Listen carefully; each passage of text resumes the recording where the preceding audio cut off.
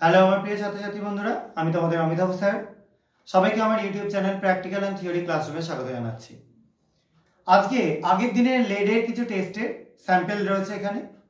আজকে আমরা সবকটা স্যাম্পলকে এক জায়গায় মিলিয়ে দেখব কি হয় এবং তার মধ্যে অ্যাসিড যোগ করে দেখব কি হয়। তো আমি একে একে এই কন্টেনারটার মধ্যে এখানে কিছুটা লেডের স্যাম্পল রয়েছে, এর মধ্যে অন্যান্য স্যাম্পলগুলোকে মেলাচ্ছি একে একে। দেখো একটা একটা করে মেলাচ্ছি এবং তারপরে ফাইনালি আমরা অ্যাসিড যোগ করব। এবং এই যে লেডের স্যাম্পলগুলোকে মেলানো হচ্ছে, এগুলোতে সবকটাতেই কিন্তু Pb2+ ফর্মে রয়েছে। তোমাদের আগের পরীক্ষাতেই আমি এগুলো করে দেখিয়েছি।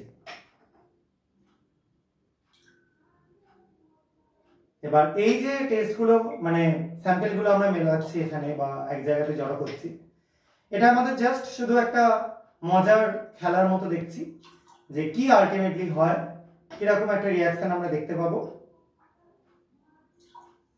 এবার তোমরা দেখতে পাচ্ছ অলরেডি বাবলস উঠতে শুরু করে দিয়েছে।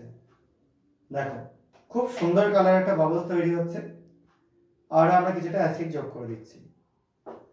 এই যে জিনিসটা তৈরি হলো, এটা আসলে একরকম ফোম তৈরি হলো। আলটিমেটলি কেন হলো? লেডের অনেকগুলো অদ্রাব্য বা ইনসলেবল বিভিন্ন তোমার ধরো ক্লোরাইড বলো, সালফেট বলো, এগুলো ছিল এবং তার সঙ্গে কার্বনেটও ছিল। কার্বনেট থাকবার জন্য যেই না আমরা অ্যাসিড দিলাম, সঙ্গে সঙ্গে সেটা আস্তে আস্তে কার্বন ডাই অক্সাইড তৈরি করতে শুরু করলো এবং যে ইনসলেবল মেটেরিয়ালগুলো ছিল সেগুলো আস্তে আস্তে উপরে ফেনার মতো জমতে শুরু করলো। সেই কারণের জন্য এরকম আমরা একটা সুন্দর কালারফুল সলিউশন পেলাম, তার উপরে একটা ফেনার লেয়ার পেয়ে গেলাম। ঠিক আছে?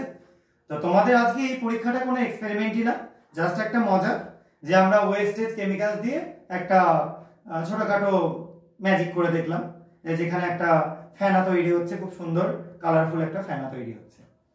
আজকে তোমাদের পরীক্ষাটা জাস্ট কোনো উদ্দেশ্য নিয়ে করানো নয়, শুধুমাত্র একটা মজা করবার জন্য করা।